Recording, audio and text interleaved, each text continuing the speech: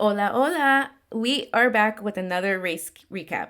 It is the second race of the triple header, and we're at the Autodromo Hermanos Hernandez, the Mexican Grand Prix. Today we got Amy, Rachel, and myself, Melissa, on today's episode. So let's get started because it was one hell of a race weekend. Now, if you've listened to a PGP episode before, you know that we always like to start off our race recaps with any circuit updates or race updates that we have leading into the weekend. And y'all, we're back at it again with some more circuit updates. I feel like the last few races have just had so many updates to the track and to the circuit. So I am going to dive straight on in. The concrete walls between turn 9 and turn 10 on the left-hand side have been realigned. The concrete wall between turn 12 and turn 13 on the left-hand side has been extended. The concrete wall between turn 13 and turn 14 on the left-hand side has also been realigned. Between turn 11 and turn 12 in the area of the medical center, a part of about 50 meters or about 54 yards has been resurfaced. The track has been resurfaced between turn 12 and turn 15, and several small areas have been resurfaced in the pit lane. Now, leading into this weekend, we also got a lot of news on team upgrades and car upgrades. And it kind of seemed like the name of the game for this weekend for all of the teams that brought upgrades was tackling the high downforce and cooling issues that they were going to run into during the weekend. So we have car upgrades from Williams, Red Bull, VCarb, McLaren, and Ferrari. Now, of course, we can't get into the race weekend without talking about the amazing race helmets we got this week. Like, that's all we can say about it. So we'll start off with Franco's special helmet. His helmet for this weekend and the Brazilian Grand Prix pays special homage to Carlos Reutemann, the former Argentinian driver who drove for Williams from 1980 to 1982.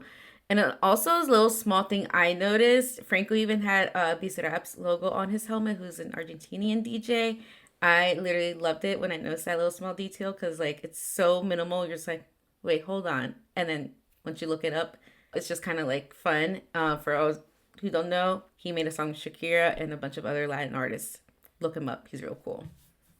The way I immediately sent Franco's helmet photos to Mel, though, I'm pretty sure I sent that within like 5 minutes of it being online. Everybody knows that I love, love, love, love, love specialty helmets. And this weekend just gave me everything. Everybody gave everything they could to their specialty helmets. And I really do love Franco's. I think the colors were perfect. It also looked great with the livery that Williams gave us, which we will talk about a little later too. And speaking of things I love, Charles, your helmet. Wow. We were just talking about this before we recorded. I love how he presented it on his socials dressed as a mariachi with, yes, his own music and all. That part can be debated a little bit. But the details on the helmet, it was just really, really nice to look at. Like with the little overview camera and everything. It was just work of art. I feel like Charles always does a fantastic job with his helmet design. Whoever helps him with that kind of work is genius. They kind of always hit it out of the park. But we also can always and forever count on Charles Leclerc to commit to a bit. Like the whole imagery that they did for this, the whole little photo shoot vibe. The images look great. It's very cohesive. It's on brand. It fits the country. I have my own thoughts on the fact that he used his own music, but like that's a different story. But I think the design of the helmet was just absolutely stunning. I loved that helmet. I think it was incredible. I loved all of the helmets. They were all incredible. But Charles, he always hits it out of the park. I love the red and white, the Monaco flag, because of course. And, you know, dressed as a mariachi, I hope he keeps those pants because those are some of the least fashionably questionable pants that he's worn. But mariachi outfits are always just impeccable and just look fantastic in general. So we love it when he commits to the bit. Now, I think for me, one of my favorites is definitely Carlos Sainz. Carlos Hot Chili Pepper Sainz. Honestly, I expected nothing less from him this weekend. The helmet is absolutely gorgeous. The chili, the skull on the top, the font choices that were used for like the 55 on the side, like all of it was just perfect. Absolutely perfect. I have not a singular note for him. Absolutely beautiful. I love it. Now, I think the only other helmet that really, I honestly think takes the cake over Carlos, and I'm even surprised that I'm saying that this particular individual is, if I have to rank them, this is P1 for me for best helmet, and that is Pierre Gasly. It's my favorite design of the whole weekend. The competition that he did to get it designed by like a younger artist, it's beautiful. I love it. I feel like Pierre always does a great helmet, but this I really and truly think is his best to date. That is definitely one I would love a mini helmet for. Not that I could afford a mini helmet, but you know, if I could, I would love that one. I think it's incredible. I love it when they work with young artists and like local artists to design their helmets. Valtteri Bottas has been killing it in that department. I feel like they always just like are so good when they're collaborating with local artists, younger artists, and people that are up and coming. I think it's an incredible collaboration. No, seriously, I am just obsessed overall with the Day of the Dead theme going on. It's something that I look forward with the Mexican GP in general and seeing. So just seeing his helmet was just like the cherry on top. Now, we do have quite a few other specialty helmets that we have to talk about. I am going to just briefly gloss over these next two. I feel like the next one for me is Zhou Guanyu. I really liked his use of color. I think it matched the team colors and matched kind of the colors that you see a lot in Mexico. But at the same time, I have to say, I think it's my least favorite helmet design that he's done so far. And normally he's like one of my favorites because he generally always does a great job. This one just kind of left me underwhelmed. The other one that like I like, but I feel like was outdone by other people is actually the hometown hero himself, Checo Perez. He gave us luchador realness. It's leaps and bounds better than that damn Disney Plus helmet that he gave us last weekend. But I still just wanted a little bit more. I feel like we can always have more from certain drivers, but I did like the luchador mask touch to Checo's helmet. It just felt very on brand for him and everything. But again, I just like when they tap into creative side and do something fun. And other special helmet news, we have to talk about Fernando Alonso's special helmet for his 400th Grand Prix start, which is insane in and of itself. The thought that he's driving in his 400th Grand Prix is just like insane. Shout out to the F1 graphics department for posting the graphic about how old the other drivers on the grid were when Alonso made his debut and making sure we all knew that Oscar, Franco, and Liam were not even born when Fernando Alonso made his debut in Formula One. Just really driving that point home. I love it. I love the helmet. I think the little film reel with all of the different moments in his career is just incredible. I think it was a great design, and I applaud that man for driving in 400 Grand Prix. That is insane. And to close out kind of the helmet livery talk, we have to talk about the Williams livery that is for the Mexico GP and the Brazil GP. The yellow is perfect, guys. I absolutely love it. This, I think, is one of my faves they've done. I do wish there was a little bit more of like a theme for Mexico and Brazil with the livery, but I'm not super surprised that it's more on the tame side. I mean, it is Williams. They at least gave us special race suits, and I love the white with the yellow on the side. It just looked really clean. In other Williams news, we have some official proof of life from our favorite American, Logan Sargent. He's alive, he's well, he's playing a lot of golf, apparently. But props to him for, hanging out and just taking a step back and relaxing. When I tell y'all that I sent this post to Rachel faster than a goddamn Formula One pit stop, I'm not even remotely joking. I was really, really not prepared. I got that notification and I ran to Instagram. We love it. He's having fun. He's in Florida. He's in California. Where in the world is Logan Sargent? Let's turn it into a damn game, people, because I feel like we're going to just see him globe hop for a little bit. Even if it's just like within the US, I feel like we're going to see some travel from him. Don't really ask me why. We did also get an update on the McLaren petition that was submitted after last race weekend for their right of review, in terms of trying to get last weekend's penalties dealt with, removed, everything like that. That petition was dismissed by the FIA. And then we have to get into the real meat and potatoes of this race weekend. Now, I do have a little bit of news that came out kind of, I think, on media day, and that was the fact that Fernando Alonso actually wasn't feeling very well coming into this race weekend. I was a little worried about if it was going to impact his 400th race, and it kind of feels like only time will really tell for him. Truly, and I mean, let's just enjoy him while we have him too.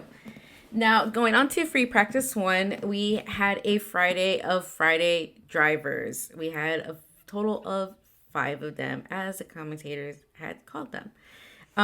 So we had driving the session, Kimi Antonelli for Mercedes, Oliver Behrman for Ferrari, Patricio O'Ward for McLaren. Super excited about this one, along with my PGP girlies. Felipe Drogovic with Aston Martin, and Robert Schwartzman for Sauber. I love it when we see the reserve drivers take on free practice, because it just gives them a chance to expose themselves into the F1 world. And I don't know, sometimes I feel like it's a good shot for another team to see if they can swoop in and get them too. So love it for them. Literally same. I love being able to see all the talent that there is out there, because we know there's so many insanely good drivers that just haven't gotten their shot yet, and they absolutely so deserve the chance to show their skills. And I think we saw a lot of that on Friday morning. And I loved, though, finding out afterwards that Andrea Stella told Pato to not push super hard because they need the car. And so Pato has more in him than he showed. I love that. I love Pato. I mean, who doesn't? If somebody tells me that they do not like Pato O'Ward, I do not think I can be friends with them. I'm sorry. Patito is a sweet angel baby, and we love him in my household. It was a really good Friday to own some Pato merch, to be honest, y'all. I love having fresh blood on track. It just makes things so fun. Even though I know quite a few of them had free practice sessions last year, it's still really nice. But when I tell you guys that I immediately set up my computer so that I had Pato's onboard on my computer and the regular feed on my TV, and I had my notes set up for our episode, I was not messing around this free practice one, especially because you were giving me my favorite human in an F1 car, even if he couldn't push. And we all know that Pato O'Ward can drive the hell out of a car if you've watched him race in Indy. But that is a whole other podcast, to be honest. Now, going into the actual practice session, a red flag was brought out early into the session. I think some debris was out on track, and it actually looked like Kimi had ran over some, and possibly some damage to Max's car too. Yeah, so it looks like it was part of Max's floor that had come off while on track while he was driving, and Kimi Antonelli just kind of went right over it. And so that caused a little bit of an issue, bringing out the red flag so it can make sure that everything was all clear and off the track. But that was, I honestly thought it was a drain cover for a second, not going to lie. At this point, I wouldn't be surprised if it was, given the history that we have. But on not so fun stuff that happened, some contact happened between Ollie and Alex around turn 10 that caused Alex to get into the barrier, and it was not the prettiest, to say the least. Luckily, both drivers were able to walk away okay, which is the most important part. That contact was crazy. You could hear Albon's tires skidding across the track in every angle and every replay that they showed, and I'm glad he and Ollie are okay. That was really intense. I will say shout out to Mr. Behrman, because that man was stressed for a hot second. I feel so bad for him next season. He's going to be just in a constant state of stress. But I also loved the camera cutting to Laura Winter in the Haas garage, giving us her immediate reaction to it. Because we don't usually get to see the commentators' faces and the pundits' faces when crashes like that happen. So it was kind of fun to get her in the moment reaction. And then we hear on the radio Maxi having an engine problem.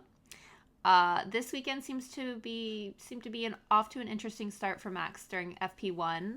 Knowing him, he would just go out and put, some of the best times on the board, because per usual. But if he had to take another new engine or a gearbox, that would be a penalty for him. So that would make things really, really interesting for our little Maxi. Now, post FP1, Robert Schwartzman was given a 5-place penalty for overtaking under a yellow flag. And this is a direct quote that I'm about to say. The penalty is the usual penalty for passing under a double yellow. And while the stewards recognize that the driver is not scheduled to start the race, they have applied the consistent penalty.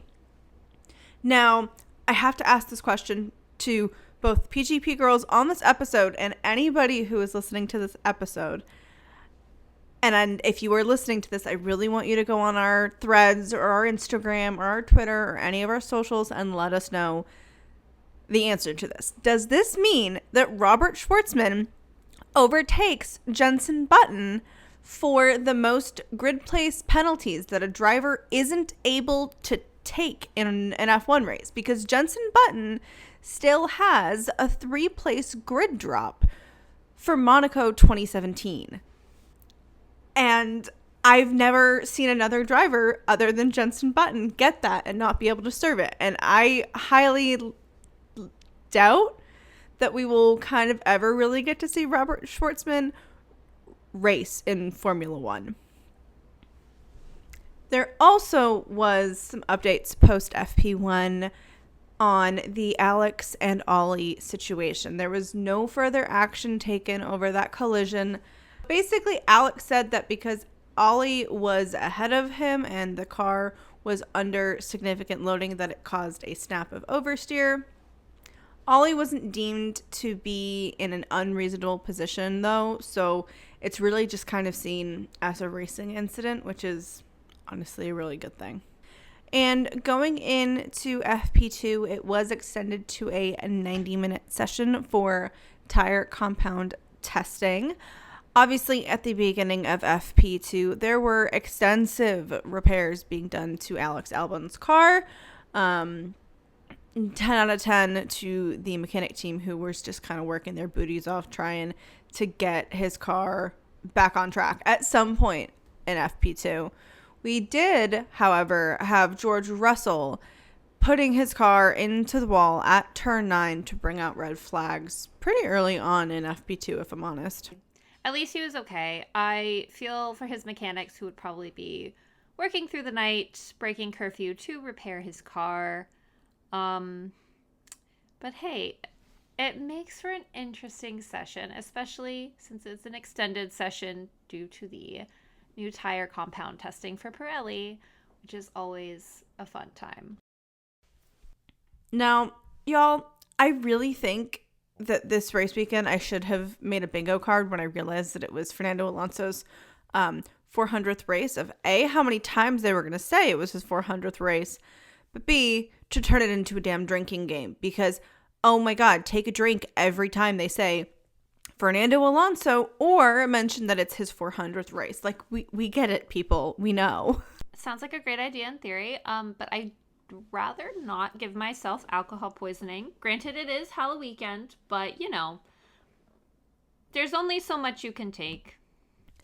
I really, really, really need to know what is going on in the house of Red Bull because I am stressed over here and I'm not loving it. I mean, yeah, I've rocked out with y'all since like 2011, but I'm sitting over here questioning my choices right now.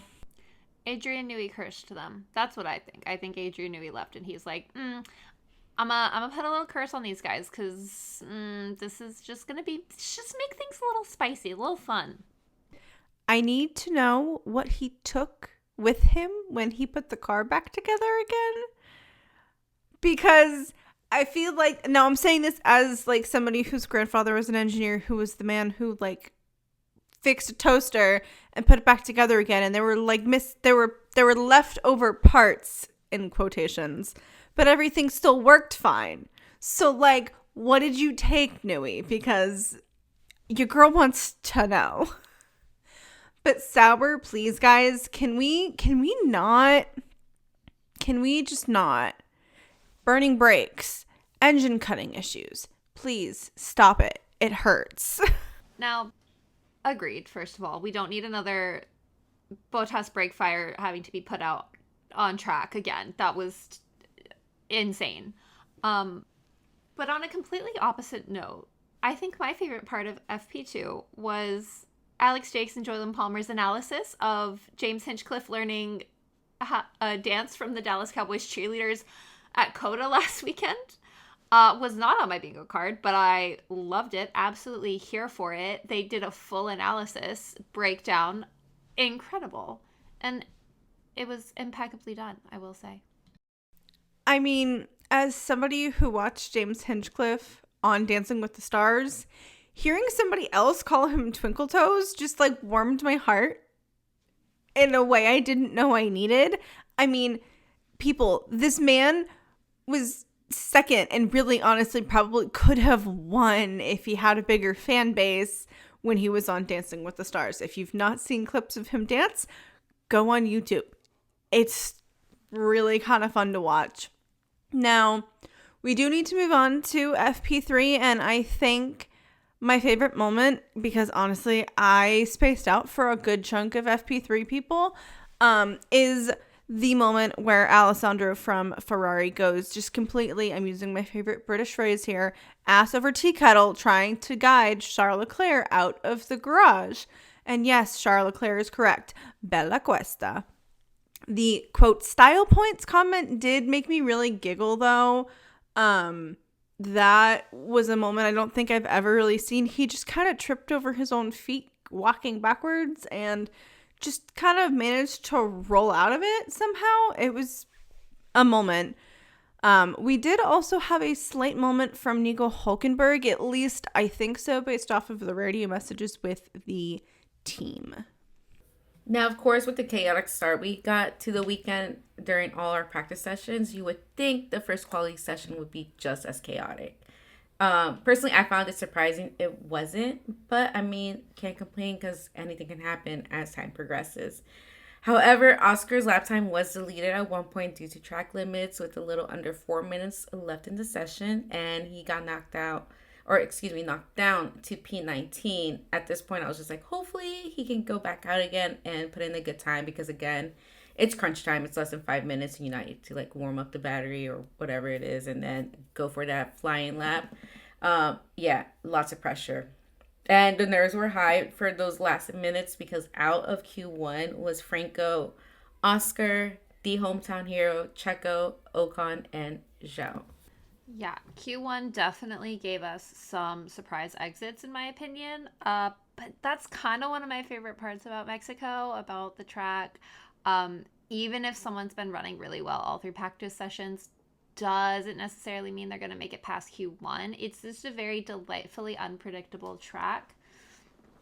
And it was definitely an interesting first session. Now, you just know that Checo is absolutely beating himself up over that Q1 exit. I do have to say, though, again, I feel like we are back at it again with track violations and track limits. It just really needs to become a drinking game or something. Like, I feel like I need a break from seeing the lap time deleted notification at the top of my TV screen. Please and thank you. At this point, it's just going to be like take a shot or a sip every time we see that little notification comes up. It's giving Austria 2023. Although that, I think if you took a shot every time you got track limits for that, you would be dead. Now, Bottas absolutely dragging the tractor that is the Sauber car into Q2 was giving me life. I don't know how he did it. I don't know if he knows how he did it, but he did, and it was fantastic. Same. I love when the underdog teams like make it into Q2 because it's so rare when it happens, especially these days. But once again, we will have to probably take a shot if we keep this going because Charles got his lap time deleted for track limits. I love that my note here just says in all caps, no Yuki, because that was when Yuki had his crash and red flagged the session, thus ending it. But just my note saying that I think sums up my feelings about the situation. It literally ended the session right then and there because a red flag was brought out, but all I could say was just damn, damn, damn. Like, Yuki, I feel for you, dude, because he's been working really hard and it just sucks. But out of the session was of course Yuki, followed by Liam, Alonso, Lance, and Bottas. And I just know getting out of the session, Alonso was super upset given that it's his 400th Grand Prix. Now, going into the final session, it was delayed to clean up the debris from the Yuki quote incident. So we had to wait a little bit, but I mean, it happens. Honestly, it's both Haas boys being in Q3 for me, if I'm being real honest, people. I really and truly want to see Kevin Magnussen end up in some kind of motorsport series because I feel like this man still needs rooms in his life. Like, he is so not ready to hang up a racing suit. Maybe pivot. I mean, I know he's done kind of endurance racing before. Maybe he goes and does WEC for funsies because why not? I think it would be fun to see him do like endurance with his dad again because they've tried to do that in the past. So I don't know. I just loved seeing him in Q3. It warmed my heart. Now, something that I noticed is just how different the cars perform in Mexico because of given the elevation changes and everything. But I just like seeing how certain cars perform better in certain tracks for whatever reason it may be. For example, Williams with the straights and everything. Like, to understand the science behind that, I'm just gonna have to like look it up. Now, Max got his time lap deleted for, you guessed it, track limits. Y'all, the way my face dropped, Maxie, can we please not? I do have to say though, I feel like at least in Q3, I feel like Carlos Sainz was just looking so good coming into this weekend and throughout the kind of beginning stages of this weekend. I was loving it for him, but I am a Carlos fan if I have to be a fan of like a driver who's not Daniel. I personally feel like Ferrari just has been looking so good this session, and I was just stressed because I do favor Charles more, but I do want both drivers to perform well. So I'm always just like happy with a Carlos P1, but I was just like, come on, like till the last second. I think my favorite thing just watching last weekend and this weekend is that Ferrari, everyone's like, we're bringing upgrades, Dakota, and all this stuff. And then Ferrari's like, nah, we're good. And they're just like doing so well. They're like, yeah, we're good. We're good. But yeah, just the way the Ferraris were performing this weekend, beautiful. I mean, Ferrari is still technically rocking the upgrade package from Singapore, people. Singapore. Like, they have made other tweaks, but they've not brought any upgrades since Singapore, which is just crazy. I am sitting here giggling at my notes that just say, like, come on, Chili, holy effing shit, my jaw's on the floor. And yep, that sums up the last bit of Q3 for me. Top 10 broke down as followed. P1 was Carlos, P2 was Max, P3 was Lando, P4 was Charles, P5 was George, P6 was Lewis, P7 was Kevin, P8 was Pierre, P9 was Alex, and P10 was Nico.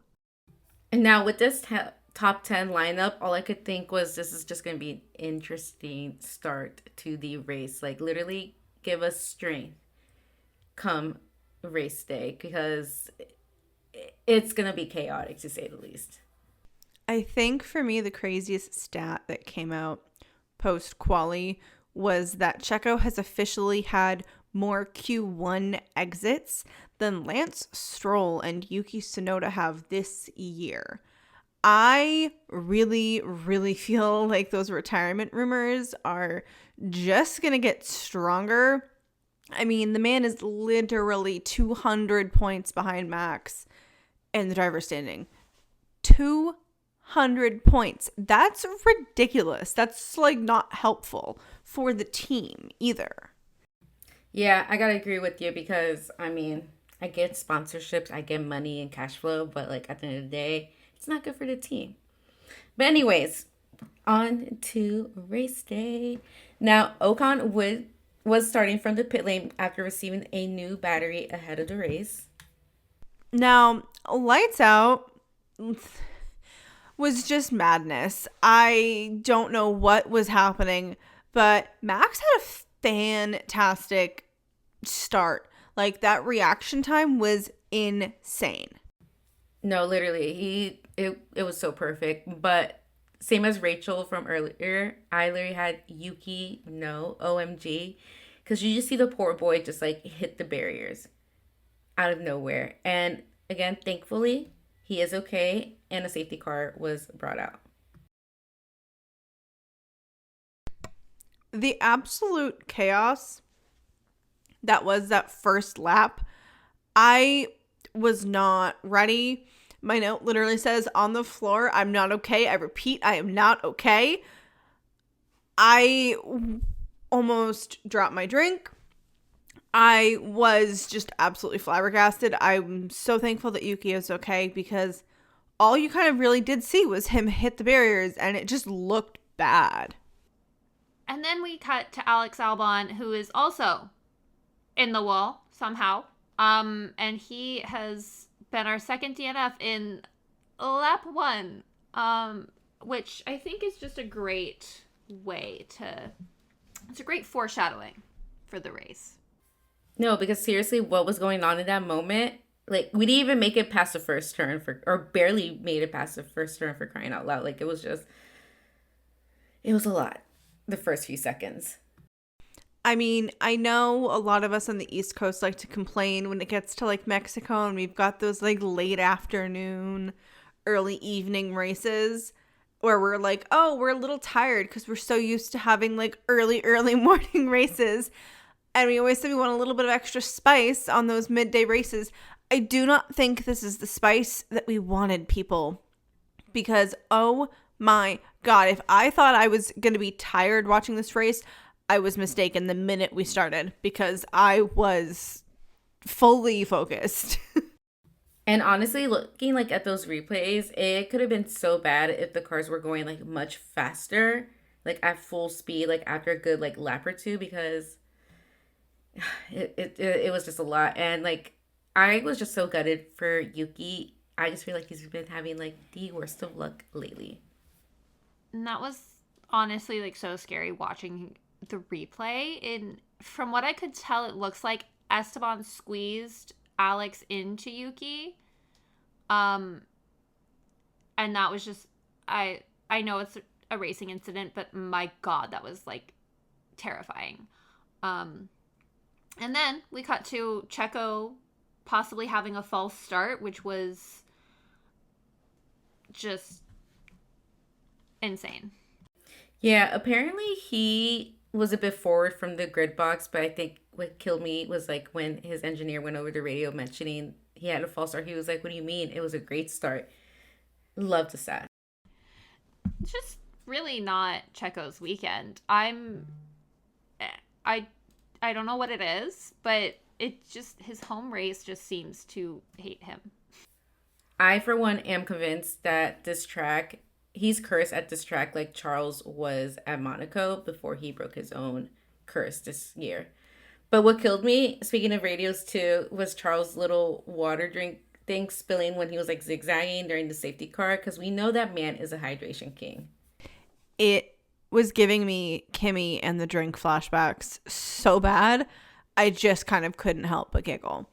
Now, y'all, it's not even lap 6, and we have Checo Perez getting a 5-second penalty.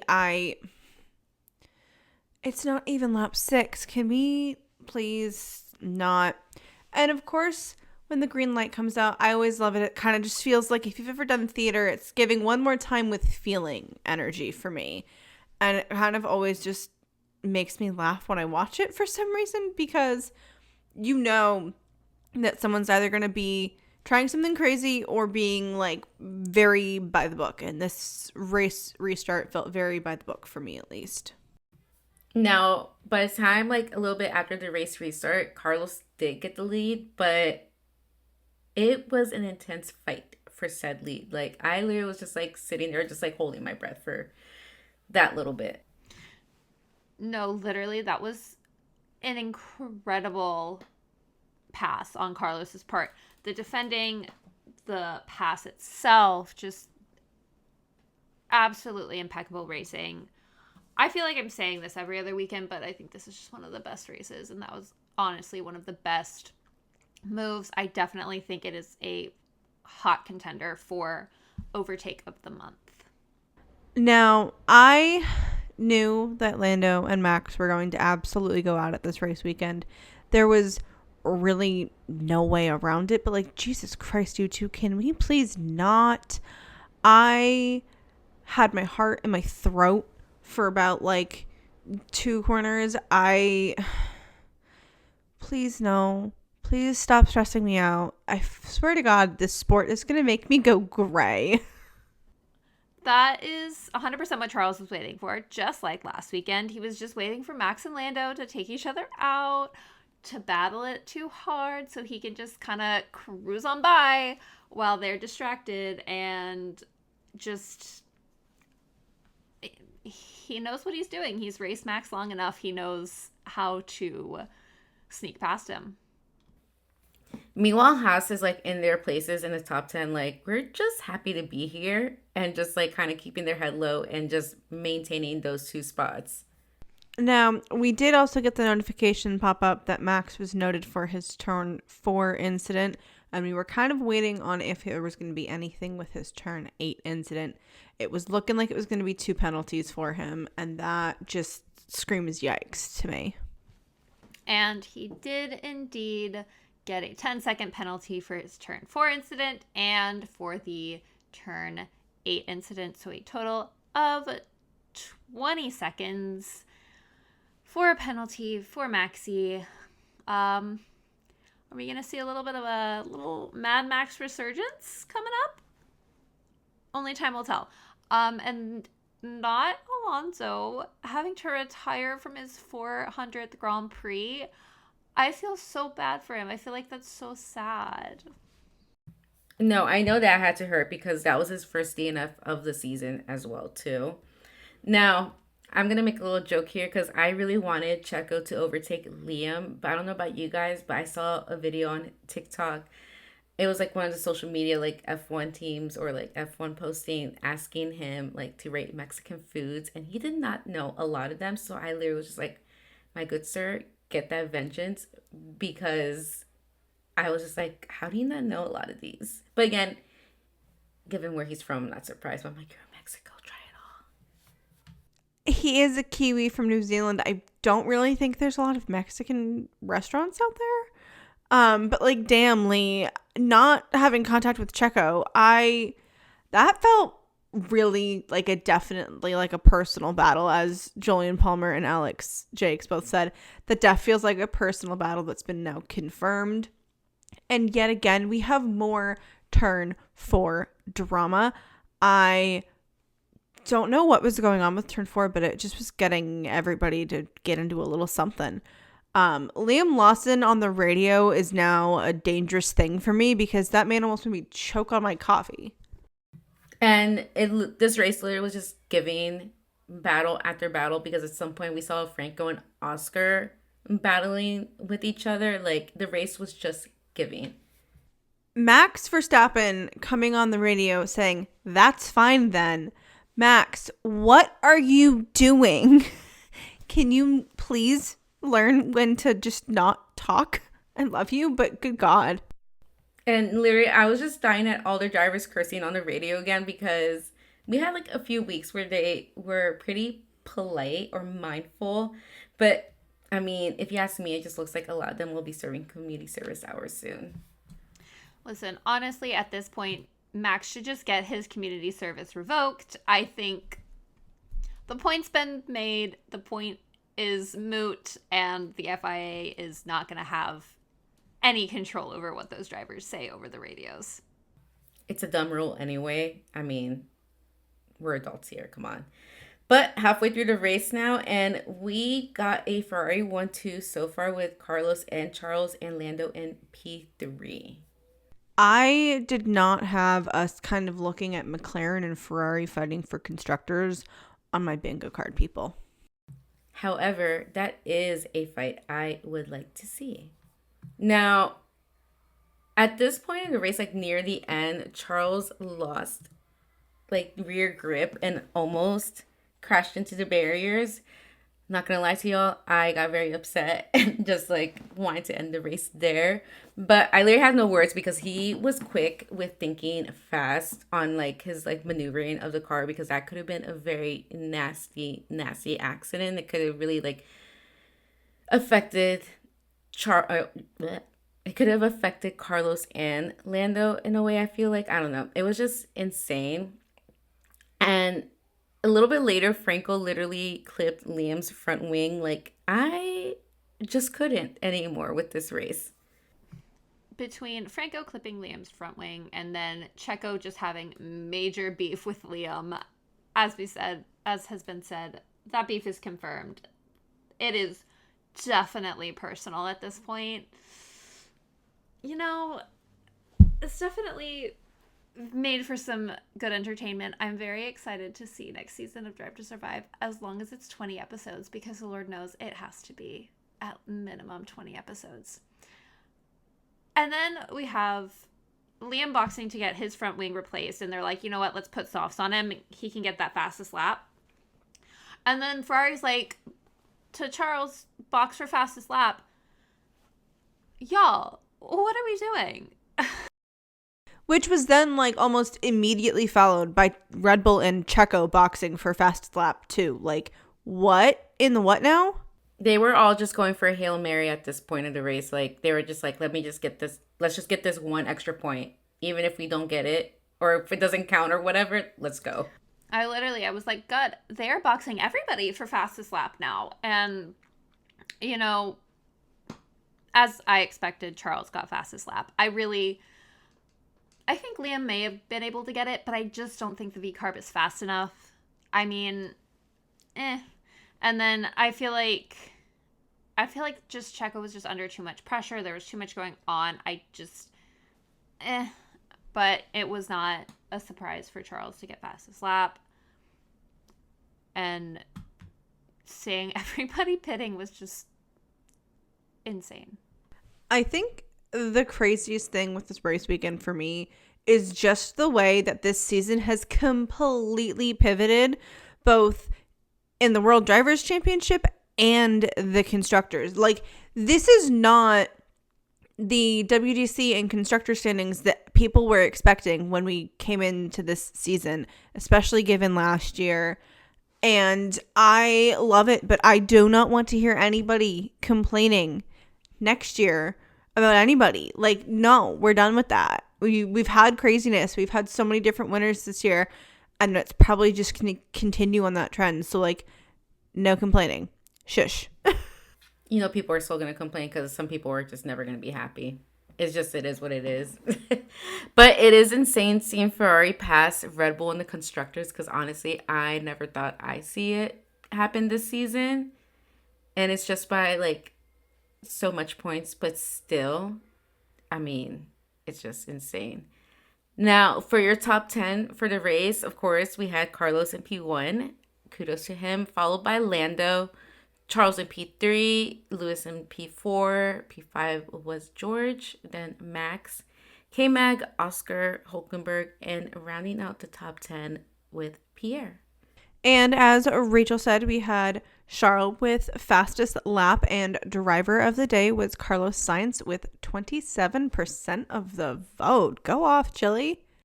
Now, if I do say so myself, Carlos winning in Mexico was some real Conquistador stuff right there, because I mean, it's just funny. That's all I have to say.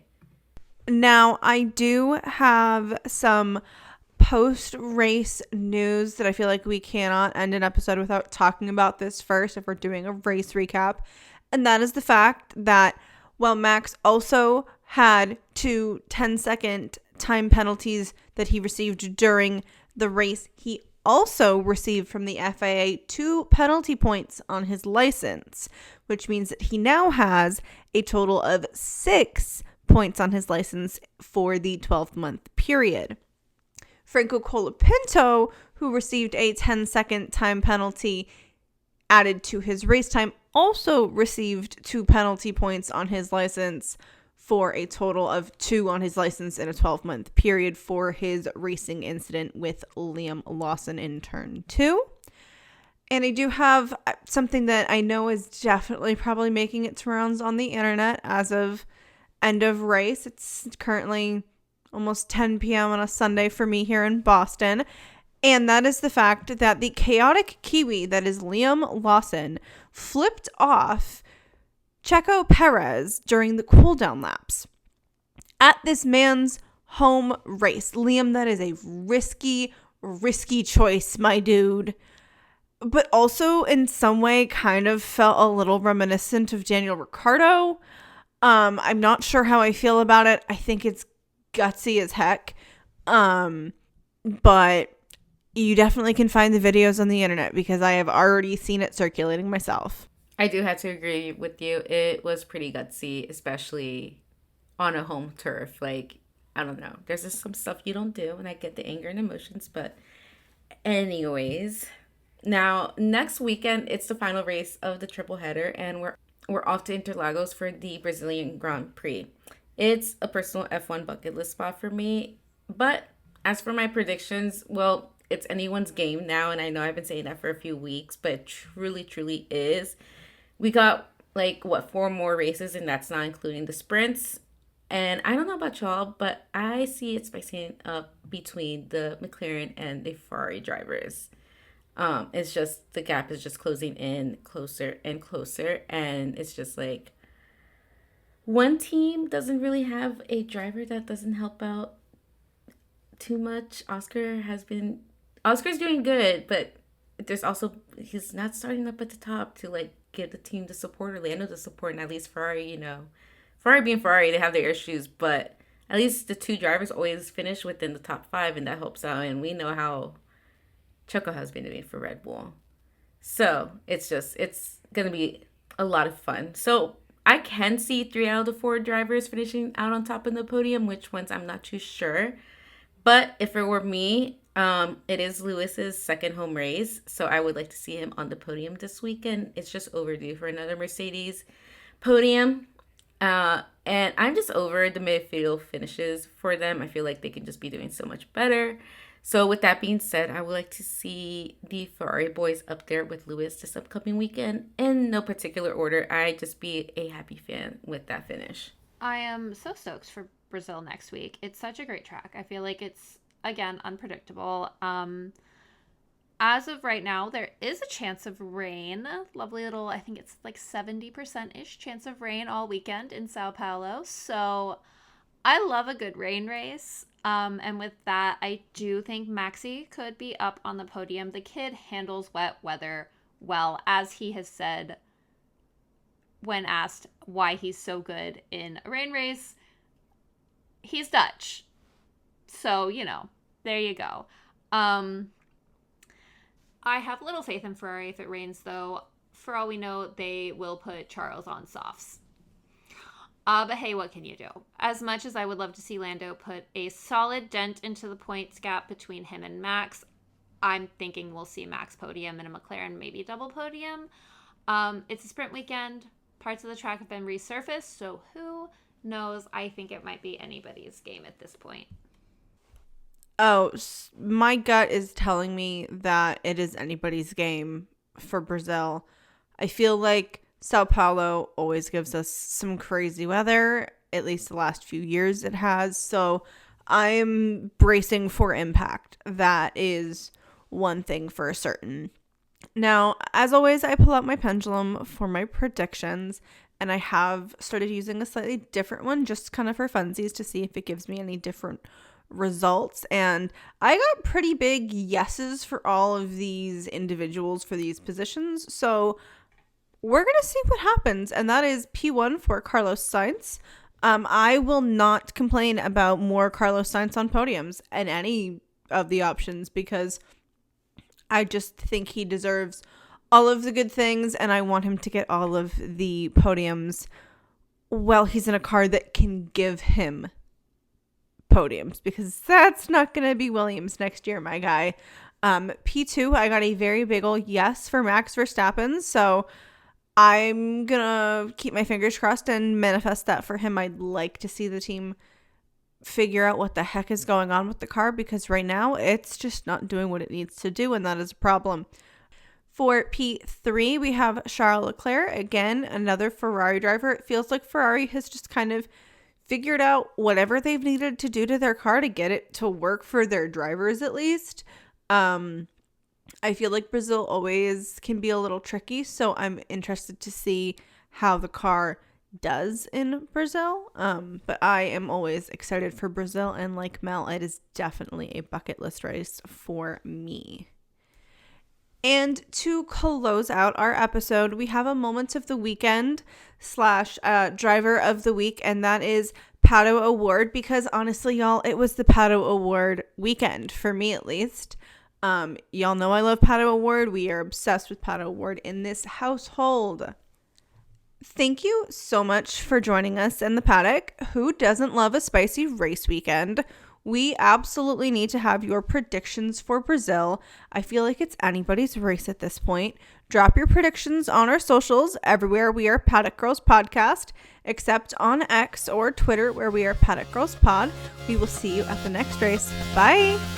Bye. Adios.